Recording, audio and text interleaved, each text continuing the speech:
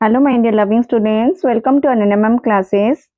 पिला माने आज मु तमर जो अष्टम श्रेणी साहित्य बहिर जो षष्ठ गद्यटी अच्छी एबे मध्य बंची आज मु तम मानको से चैप्टर टी पढ़ेबी। ठीक अछि, जाको लिखिचंती किए ना गोदावरीश महापात्र लिखिचंती। ओके, आ पिले वीडियो स्टार्ट करबा आगुरु कहि रखे जदि मो वीडियो तम मानको भलो लागे तारे प्लीज वीडियो को गोटे लाइक करिवो, सांग मानको सहित शेयर करिवो और कमेंट करिवो कि केमती लागिला। आ जदि चैनल नुआ कर चैनल को सब्सक्राइब करने को बिल्कुल भूलबनी। ओके, चलो आम ए स्टार्ट करवा। एबे मध्य बंची पिले आ गोटे कथा भी भूली गली जे मु तुम ऑलरेडी माने आ पूर्व 5टा जाक वीडियो मु अपलोड करिछि। जदि तमे देखिनो ताहले तमे जदि देखिबा को चाहछो ताहले मो चैनल को जिवो, अनन्या क्लासेस को जिवो, प्लेलिस्ट को जिवो, सेठी क्लास 8 ओडिया मारिले तमरो सब जाक चैप्टर जहा जहा भी मु अपलोड करिछि ओडिया रो तार तमे सब जाक आसी परिबो, तमरो आसी जिवो सब हैला। तेणुकरी आउ तुम इतिहास भूगोल साहित्य आ हिंदी इंग्लिश अपलोड करी। तेणुकर तुम मो चैनल को सब्सक्राइब कर रखी तुम बहुत ही ज्यादा बेनिफिशियल हम। ओके, चलो एबे आमे पढ़िबा। एबे मध्य बंची जहां लिखिचंदी गोदावरीश महापात्र। ठीक अछि, गोदावरीश महापात्र 1898 मसीह रे जन्म ग्रहण करी 1965 मसीह रे से मृत्युवरण करिसंती। हैला, कथा मन रखिबो, इट्स वेरी इंपोर्टेंट कि से केबे जन्म ग्रहण करले ना 1898 रे एवं मृत्युवरण करिसंती 1965। कोठी ना पुरी जिला अंतर्गत कुमारंग शासन रे ता 1/10/1998 मसीह रे से जन्म ग्रहण करथिले। तो एटा तमरो बहुत इंपोर्टेंट, तमे सरल अर्थ रे भी पढ़ी पारे ना लिखबा को पढ़ी पारे, दीर्घ उत्तर मूलक तो 100% रे लिखिबा को पढ़ी पारे नै कि। तेणुकर से कोठी जन्म ग्रहण करथिले मन रखिबो, पुरी जिला अंतर्गत कुमारंग शासन, जोटी 1/10/1998 मसीह रे से ना सॉरी 1898 मसीह रे से जन्म ग्रहण करथिले। तांको पितांक नाम कोन? श्री दयानंदी महापात्र और मातांक नाम गेली देवी। हैला, पितांक नाम कोन रहले पिले ना दयानंदी महापात्र एवं मातांक नाम कोन हैला ना गेली देवी। से एकाधार रे जने कवि, गाल्पिक, औपन्यासिक, अनुवादक, नाट्यकार, जीवनीकार एवं शिशु साहित्यिक।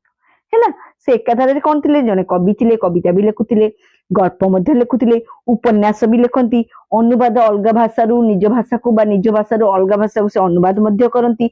जने नाट्यकार भी थिले, जीवनीकार, अनेक लोकंकर जीवनी से लिखिचंती एवं ता सहित जने शिशु साहित्यिक मध्य थिले। पिला मानक पई अनेक काव्य कविता सब से रचना करिचंती पिलांक उद्देश्य रे। से थिले जने स्वाधीन चेता स्पष्टवादी निर्भीक पुरुष। स्वाधीन चेता से थिले, स्वाधीन भाव में निज मत को व्यक्त करथिले एवं निर्भीक और स्पष्टवादी भी थिले।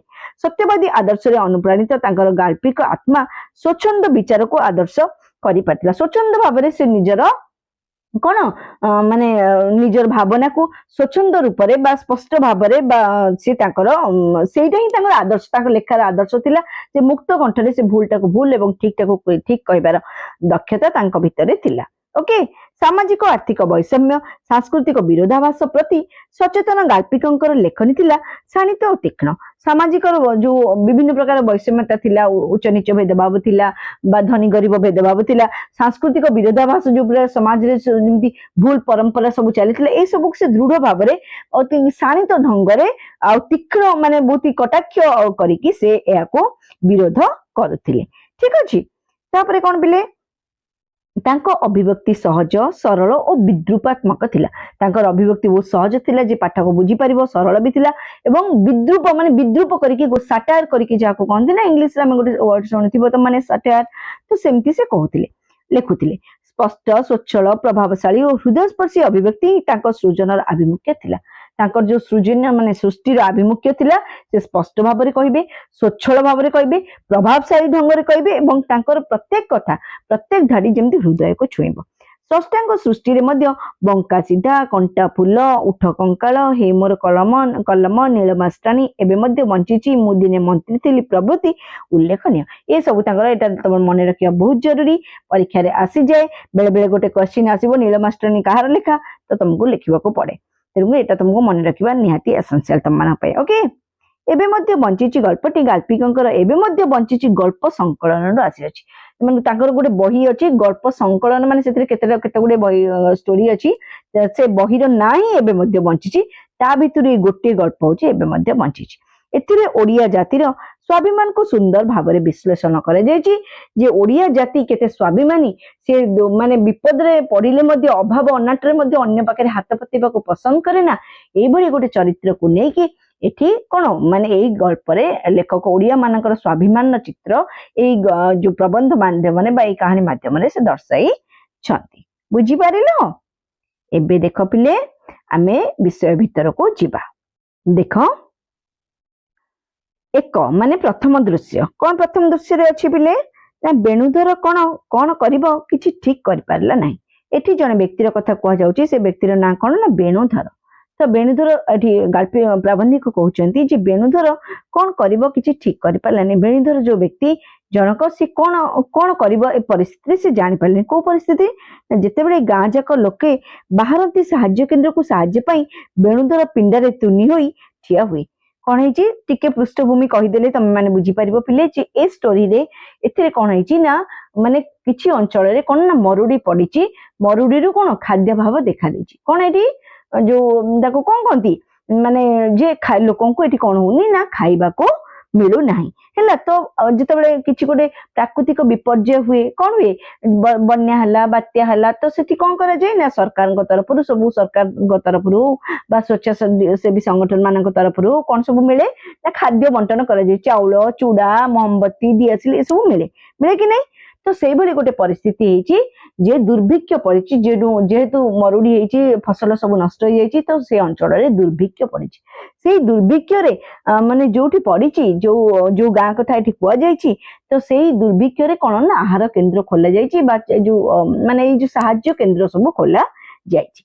तो से जो साहाय्य केंद्र को जीवा पाई बेणुधर बोली जने व्यक्ति कथा लेखक कहउचंती जे बेणुधर जेतेबेले गाँ जाक लोक बाहरी जाती साहाय्य केंद्र को साहाय्य पाई बेणुधर पिंडारे तुनी ही ठिया हुए किंतु बेणुधर जीवाकू से जो साहाय्य केंद्र को साहाय्य पाई जीवाकू बेणुधर किंतु इच्छा नाही। भाबे एते लोक जाउछंती समस्तक आगरे मु हाथ पते ठिया होई मागिबाटा सुंदर हेबो नै ता मन किंतु ता स्वाभिमान ताकू ठेस पहुंचुची ता आत्मसम्मान क्षुण्ण हला बळी लागुची जे एते लोक सेठी जाउछंती मगामगी करियाकू मोर मान सम्मान पळेबो मु कोन करबिनी ना मते जीवाकू बिल्कुल सेठी जाई हाथ पते मागिबाकू इच्छा नाही। जो दिन कई जाती नहीं से दिन बेणुधर कांथरे लटका जाती चिरा कमिज देहरे गलाई दे खूब साहस रे दांड को बाहर पड़े है से तो आहार केन्द्र खोला रही। तो जो दिन कई जाती देखुची बाटर कई लोक जाऊना से आने कई लोक जाऊना से दिन से कौन कर कांथरे टंगाई जो चिरा कमिजटा अच्छी से चिरा कमिज को गले दे खूब साहसर सहित से कौन कला ना दांड को बाहरी पड़े। दांड डे बिल पड़िया डे जिते से बड़ बरगछ मूले पहुंचे टिके बसी पड़े है दांड डेकी गला बिल पड़िया जा अच्छी ताकू भी डेकी गला जाकि गाँव गोटे मुंडरे कौन अच्छी ना बहुत बड़ बरगछटे अच्छी से जाकि से बरगछ मूले कौन कला ना टिके बसी पड़ेला। श्यामल पत्र गहल तले शीतल पवनटीए पाई से आखि बुझी अनेक भावे से जो श्यामल पत्र श्यामल माने सबुज भरा पत्र गछर पत्र केमिति सबुज मान भरा ना तो से कथा एठी लेखक कहउचंती जे श्यामल पत्र गहल तले शीतल पवनटी से गछ तले बसिची थना थना पवन होची पाई से आखि बुझी अने आखि बुझी देला ताकू टिके रिलैक्स लागिला एवं से तार भावना राइजरे बुड़ी गला अनेक कथा भाबिबाको बसिला। भाबे से जीव केंद्र दुआरे ठिया हबो किपरि ठिया हबो हाथ जोड़िबो ना हाथ दुईटा को पाखकू झुलाई रखिबो हैला ता मन रे भावना आसिला। अच्छा मु एबे जीवी से जो साहाय्य केंद्र अच्छी सेठी जाइकी साहाय्य पाई चाउल बा डाली जहाँ भी मिलूची सेठी सेठी पाई मु जीवी।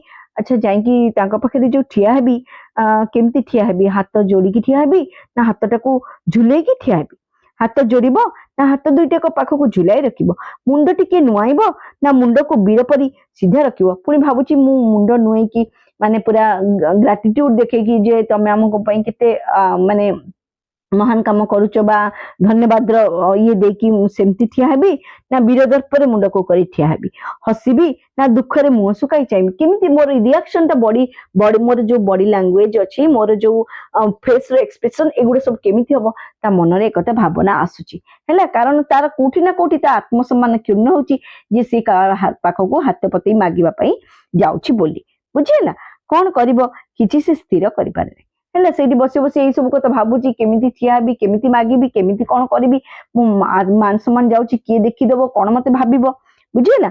ତ ଏଇ ସବୁ କଥା ସେ ସ୍ଥିର କରିପାରୁନି। ବିଚାରେ ସେଠି ଯିଏ ଥିବେ ସେ ଚିହ୍ନା ଲୋକ ହେଇଥିବେ, ତେବେ କଣ କରିବାକୁ ହବ? ଆଉ ସେଠି ଯୋଉମାନେ ଅଛନ୍ତି ସିଏ ଯଦି ମୋର କେହି ଚିହ୍ନା ଲୋକ ବାହାରିଲେ ତାହେଲେ ତ ମୁଁ ବେଜିତ ହେଇଯିବି, କଣ କରିବି ସେଠି କେମିତି? ତ ତା ମନର ଏଇ ଯୋଉ ଅନ୍ତର୍ଦ୍ୱନ୍ଦ୍ୱ, ତା ଅନ୍ତରର ଏଇ ଯୋଉ ଦ୍ୱନ୍ଦ୍ୱ ତାକୁ ବହୁତ ସଙ୍କଟରେ ପକେଇ ଦେଇଛି। ଆଉ ସିଏ ତା ପାଇଁ ମାନେ ବ୍ୟତିବ୍ୟସ୍ତ ହେଇ ପଡୁଛି ଯେ ମୁଁ କଣ କରିବି, ମୁଁ ଯିବି ନା ଯିବିନି, ଯଦି ଯିବି କେମିତି ଯିବି, ଯଦି ଯଦି ହାତ ଯୋଡିବି ନା ହାତ ଝୁଲେଇକି ରହିବି, ମୁଣ୍ଡ ନୁଆଇବି ନା ଦମ୍ଭରେ ଛିଡା ହେବି, ବୁଝିହଉଛି। ଯଦି ଚିହ୍ନା ଲୋକଟେ ଦେଖା ହେଇଗଲା ତାହେଲେ ମୁଁ କଣ କରିବି, ଯଦି ସେ ମତେ କିଛି କହିଦେଲା ମୁଁ କଣ ମାନେ ଫିଲ୍ କରିବି। ଠିକ ଅଛି। ତ ପିଲାମାନେ, ତ ଏଇଭଳି ଗୋଟେ ଅନ୍ତର୍ଦ୍ୱନ୍ଦ୍ୱ, ଯଦିଓ ସେ ଗରିବ, ଯଦିଓ ତା ପାଖରେ କଣ ନାହିଁ, ଖାଇବାକୁ ତା ଘରେ ଦାନା ନାହିଁ, ଅଭାବ ଅନାଟନରେ ଅଛି, ତା ସତ୍ତ୍ୱେ ମଧ୍ୟ ସେ ଯାଇକି ଆହାର କେନ୍ଦ୍ରରେ ଆହାର ଆଣିବା ପାଇଁ ତାର ବା ଯୋଉ ସାହାଯ୍ୟ କେନ୍ଦ୍ର ଅଛି ସାହାଯ୍ୟ ଆଣିବା ପାଇଁ କୁଣ୍ଠାବୋଧ କରୁଛି, ବୁଝିହେଲା ପିଲେ। ତାପରେ କଣ ହେଲା ଦେଖ, ବସି ବସି ବିଚାରୀ ସୂର୍ଯ୍ୟ ମୁଣ୍ଡକୁ ଉଠେ, ତାର ଭାବନା ଶେଷ ହୁଏନି। ଏଇ କଥାକୁ ଚିନ୍ତା କରି କରି କରି କରି ସକାଳୁ ଗଲାଣି, ସେ ସୂର୍ଯ୍ୟ ମୁଣ୍ଡ ଉପରକୁ ଉଠିଲେନି, ତଥାପି ତାର ଭାବନାର ଶେଷ ହେଉନାହିଁ, ବୁଝିପାରିଲେ ପିଲେ। ସେଇ ଜନଶୂନ୍ୟ ବିଲମାଳ ଭିତରେ ଗଛ ଡାଳରେ ଯେତେବେଳେ ଦୁଇଟା ଗୁଣ୍ଡୁଚି ମୂଷା ଚେଁ ଚେଁ ଶବ୍ଦ କରି ଏ ଡାଳରୁ ସେ ଡାଳକୁ ଧାଆନ୍ତି, କିମ୍ବା କୁଆ କୋଇଲି ରାବି ଉଠନ୍ତି, ସେ ଆଣ୍ଠୁ ଉପରୁ ମୁଣ୍ଡ ଉଠାଇ ଆଖି ଫିଟାଏ, କିନ୍ତୁ ଦେଖେ ସେଇ ନିତିଦିନର ସଂସାର ତାରି ଆଗରେ। କଣ ହେଲା ନା, ସେଇ ଜନଶୂନ୍ୟ ବିଲମାଳ ଭିତରେ ଗଛ ଡାଳରେ ଯେତେବେଳେ କଣ ହୁଅନ୍ତି, ସେଇ ଦୃଶ୍ୟ, ସେଇଠିକାର ଦୃଶ୍ୟ କଥା ଏଠି ପ୍ରାବନ୍ଧିକ କହୁଛନ୍ତି ଯେ ସେଇ ଯୋଉ ଜନଶୂନ୍ୟ ବିଲମାଳ, ସେ ଯୋଉଠିକି ଯାଇକି ବସିଛି ସେଠି ଲୋକ ବାକ ନାହାନ୍ତି, ସେଠି ପୁରା ଜନଶୂନ୍ୟ, କେବଳ ବିଲ ମାଳ ଭିତରେ ଗଛଟିଏ, ଗଛ ଡାଳରେ ଗୁଣ୍ଡୁଚି ମୂଷା ଚେଁ ଚେଁ ଶବ୍ଦ କରୁଛନ୍ତି, ଏ ଡାଳରୁ ସେ ଡାଳକୁ ଧାଆନ୍ତି, କୁଆ କୋଇଲି ରାବି ଉଠୁଛନ୍ତି, ସେଇ ଆଣ୍ଠୁ ଉପରୁ ମୁଣ୍ଡ ଉଠାଇ ଆଖି ଫିଟାଇ, ସେ ଯେତେବେଳେ ସେଇ ସବୁ ଶବ୍ଦ ଶୁଣେ, ସେଇ ଆଣ୍ଠୁ, ତା ଯୋଉ ଆଣ୍ଠୁ ଉପରେ ମୁଣ୍ଡଟାକୁ ମାରିକି ସେ ତ ଭାବନା ରାଇଜରେ ଡୁବିଛି ନା, ତ ମୁଁ ଆଖି ଫିଟାଏ ଆଉ ଦେଖେ ସେଇ ନିତିଦିନର ସଂସାର ତାହାରି ଆଗରେ। ସେ ଦେଖେ ଏଇ ଯୋଉ ନିତିଦିନର ସଂସାର, ଯୋଉ ସଂସାରକୁ ନେଇକି କଣ ଯେ ସେ ତାର ଯୋଉ ପରିବାର ଭାବନା ତା ମନକୁ ଆସେ। ଦୂରର ମରିଚିକା ପାଣି ପରି ଭାସିଯାଏ। ଏଠି ମରିଚିକା, ପିଲାମାନେ ମରିଚିକା ମାନେ କଣ ଜାଣିଛ? ମାନେ ମରିଚିକା ମାନେ ହଉଛି ସ୍ଥଳ ଭାଗରେ ଜଳର ଅନୁଭବକୁ କହନ୍ତି ମରିଚିକା।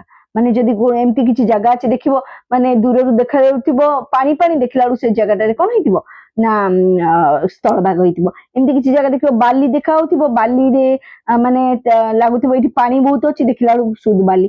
ତ ମରିଚିକାର ଅର୍ଥ ହଉଛି ସ୍ଥଳ ଭାଗରେ ଜଳର, ମାନେ ଜଳର କଣ ନା ଆଭାସକୁ କହନ୍ତି ମରିଚିକା। ଓକେ। ତ ଦୂରର ମରିଚିକା ପାଣି ପରି ଭାସିଯାଏ, ତାର ଆଶା ଠିକ ସେହିପରି ଦୂରକୁ ବହିଯାଏ। ମୁହଁ ବୁଲେଇ ଦେଖେ ଦୂରରେ ଗଛ ଗହଳରେ ସିରେଇକା। ହେଲା। ତ ସିଏ ଯେତେବେଳେ ଏଇ ସବୁ କଥା, ପିଲା ଏଇଠି ଟିକେ ଟେକ୍ନିକାଲ ଜିନିଷଟା ଦେଇଛି, ଭଲ ଭାବରେ ବୁଝ ଯେ ସିଏ ଏଠି ପ୍ରାବନ୍ଧିକ କହୁଛନ୍ତି ଯେ ସିଏ କଣ କଲା ନା, ଯେତେବେଳେ ଏଇ ସବୁ ଭାବନା ରାଇଜରେ ବୁଡିଥିଲା, ତ ସେଇ ଏଇ ସବୁ ଭାବନା ରାଇଜ ଭିତରୁ ତା ପରିବାର କଥା ସେଠି ତାର ମନେ ପଡିଯାଏ। ସିଏ ହଉଛି ସେଇ ପରିବାର ଯୋଉ ପରିବାରରେ କଣ ନାହିଁ ନା ଖାଇବାକୁ ଗଣ୍ଡେ ଲୋକ ପାଉନାହାନ୍ତି, ତା ପରିବାରର ଲୋକ ଭୋକ ଉପାସରେ କିଛି ଦିନ ହେଲା ଛଟପଟ ହଉଛନ୍ତି। ଆଉ ଏଇ ସବୁ କଥା ସେ ଦେଖି ତା ମନରେ କଣ, ତାର ଆଶା ଠିକ ସେଇପରି ଦୂରକୁ ପଳାଏ ଯେ ମୁଁ କଣ କରିବି, ପ୍ରକୃତରେ ମୋର ମୋ ପରିବାର କଥା ଭାବିବି ନା ନିଜର ଆତ୍ମସମ୍ମାନ କଥା ଭାବିବି, ବୁଝିଲା। ସେ ହଉଛି କଣ ନା ମୁହଁ ବୁଲି, ସେ ଯେତେବେଳେ ଏସବୁକୁ ମନରେ ଭାବୁଥିଲା, ମୁହଁ ବୁଲେଇ ଦେଖିଦେଲା କଣ ନା, ମୁହଁ ଦୂର ଗଛ ଗହଳରେ କୋଉ ଗାଁକୁ ସେ ଦେଖିଲା ନା, ସରେଇ ଗାଁ ହଉଛି ତା ନିଜ ଗାଁ। ଓକେ। ସେଇଠାରେ ଗୋଟେ ଚାଳ ଉପରେ ଗୋଟେ, ସରି ଭୁଲ କହିଥିଲି ପିଲାମାନେ, ସରେଇ ଗାଁ ହଉଛି ସେଇଟା ଯୋଉଠି ତାର କଣ ଦିଆ ହଉଛି, ଚାଉଳ ବଣ୍ଟା ଯାଉଛି, ବା ଯୋଉ ସାହାଯ୍ୟ କେନ୍ଦ୍ର, ହେଲା ଗୋଟିଏ ଜାତୀୟ ପତାକା। ସେ ଯୋଉ ସରେଇ ଗାଁର ଗୋଟେ ଚାଳ ଘର ଉପରେ କଣ ହେଇଛି ନା ଜାତୀୟ ପତାକା ଲାଗିଛି।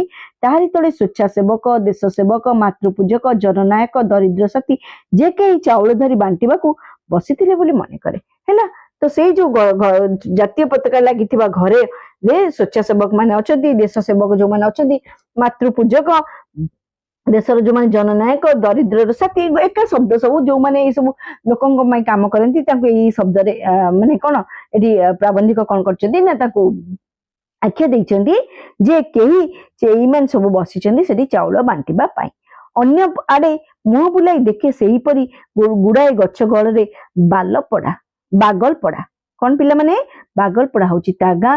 ସେମିତି ଆରପଟକୁ ସେ ଯେତେବେଳେ ଚାହେଁ ସେ ଦେଖେ କଣ ନା ଗୋଟେ ଗାଁ ଅଛି, ସେମିତି ଗଛ ଆଉଡାରେ ସେ ଦେଖେ ଆଉ ଗୋଟେ ଗାଁ ଅଛି, ସେ ହଉଛି ବାଗଲପଡା।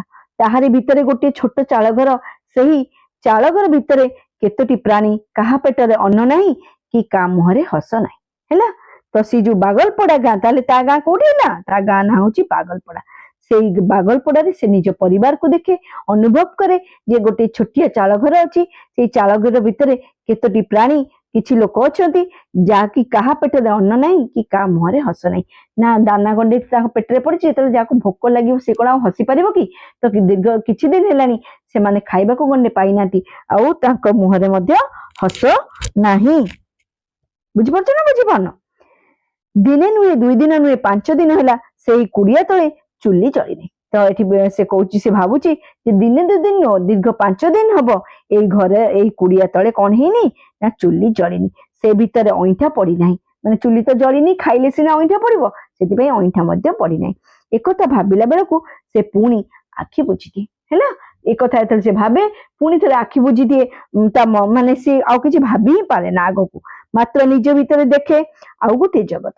ଏକଥା ସେ ଆଖି ବୁଜି ଦିଏ, ମାନେ ତା ଭାବନା ଜଗତରେ ଗୋଟିଏ ପଟେ ସେଠି ତା ଆତ୍ମସମ୍ମାନ, ଆଉ ଗୋଟେ ପଟେ ତାର ପରିବାର ଯୋଉମାନେ ଭୋକ ଉପାସରେ ଛଟପଟ ହଉଛନ୍ତି। ହେଲା, ପୁଣି ସେ ତା ଭାବନା ଜଗତକୁ ପଳାଏ, ଆଉ ଗୋଟେ ଜଗତକୁ ସେ ଦେଖେ। କଣ କି ସୁନ୍ଦର, କି ଜୀବନମୟ ସେ ଜଗତ। ସେ ଭିତରେ ବେଣୁଧର ବୋଲି 17 ବର୍ଷର ଯୁବକ କେତେ ଖେଳିଲା, କେତେ ହସି ହସେଇଲା, କେତେ ନାଚି ନଚେଇଲା। ସେ ଗଲା ଘର ଛାଡି ପାଠ ପଢିବାକୁ, ଯେଉଁଠାରେ ଦେବତା ମଣିଷର ସାକ୍ଷୀ, ସେଇଠାରେ ସେ ପାଠ ପଢିଲା। ପାଠ ପଢିଲା, ସେ ଭାବିଲା ସେ ଜାଗିବ, ଦେଶକୁ ଜଗିବ। ଏଠି ସେ କଣ କରିଛି? ନିଜର ପିଲାଦିନ କଥା ମନେ ପକେଇଛି। ଯେ କଣ ତା ପିଲାଦିନ ନା ଗୋଟେ ସୁନ୍ଦର ଜୀବନ ତାର ଥିଲା, ଯୋଉ ଜୀବନରେ ବେଣୁଧର 17 ବର୍ଷ ବୟସରେ କଣ ଯୁବକ, ସେ କଣ କରିଥିଲା ନା କେତେ ଖେଳିଛି, କେତେ ହସିଛି, ଦୁନିଆକୁ ହସେଇଛି, ସାଙ୍ଗସାଥୀଙ୍କୁ ହସେଇଛି, ନାଚିଛି, ଦୁନିଆକୁ ନଚେଇଛି। ସେ ଘର ଛାଡିକି ପାଠ ପଢିବାକୁ ଯାଇଛି, ଯେଉଁଠାରେ ଦେବତା ମଣିଷର ସାକ୍ଷୀ, ମାନେ ଯୋଉ ବିଦ୍ୟାର ମନ୍ଦିର। ହେଲା, ତ ସେଠି ସେ ଯାଇକି ପାଠ ପଢିଲା। ପାଠ ପଢି ସେ ଭାବିଲା ସେ କଣ ନା ବଡ ମଣିଷ ହବ, ନିଜେ ଜାଗ୍ରତ ହେବ ଏବଂ ସମାଜକୁ ଜାଗ୍ରତ କରିବ। ଏଇଭଳି ଗୋଟେ ସ୍ୱପ୍ନ ନେଇ ସେ ଘର ଛାଡି ପାଠ ପଢିବାକୁ ଯାଇଥିଲା। ଠିକ ଅଛି, କିନ୍ତୁ କଣ ହେଲା?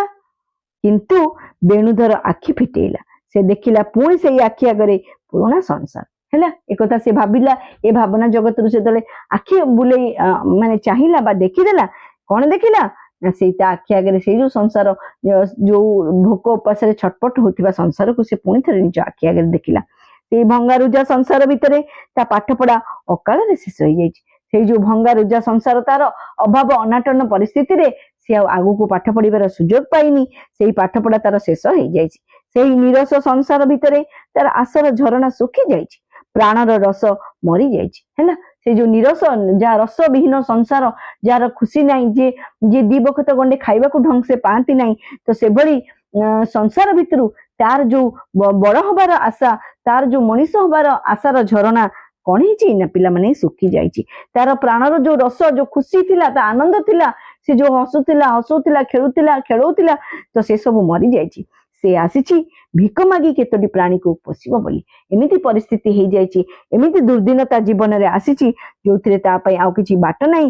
ସେ ଆସି କଣ କରିଛି ନା ଆସିକି ଅପେକ୍ଷା କରିଛି ଯେ କିଛି ଭିକ ମାଗିବ ଏବଂ ତାର ପରିବାରକୁ ସେ ଭରଣ ପୋଷଣ କରିବ। ବୁଝିଲା ପିଲାମାନେ? ଆଜି ପାଇଁ ଏତିକି ଥାଉ। ଭିଡିଓଟା ବହୁତ ବେଶୀ ହେଇଯିବ, ବହୁତ ଲମ୍ବା ହେଇଯିବ, ତମେ ପଢିବାକୁ ବୋର ହେଇଯିବ। ତେଣୁକରି ଆଜି ପାଇଁ ଏତିକି ଥାଉ। ଆମେ ନେକ୍ସଟ ଭିଡିଓରେ ଅବଶିଷ୍ଟ ଯାହା ବି ଅଛି ଆମେ ତାକୁ ସାରିବା। ଠିକ ଅଛି? ଆଉ ଭିଡିଓଟି ଭଲ ଲାଗିଲେ ଭିଡିଓକୁ ଲାଇକ୍ କରିବ, କମେଣ୍ଟ କରିବ କେମିତି ଲାଗିଲା, ଆଉ ସାଙ୍ଗମାନଙ୍କ ସହିତ ନିଶ୍ଚିତ ଭାବରେ ସେୟାର କରିବ। ଆଉ ଚ୍ୟାନେଲରେ ନୂଆ କରି ଆସିଥିଲେ ଚ୍ୟାନେଲକୁ ସବସ୍କ୍ରାଇବ କରିବାକୁ ଭୁଲିବନି। Okay, thank you, bye bye.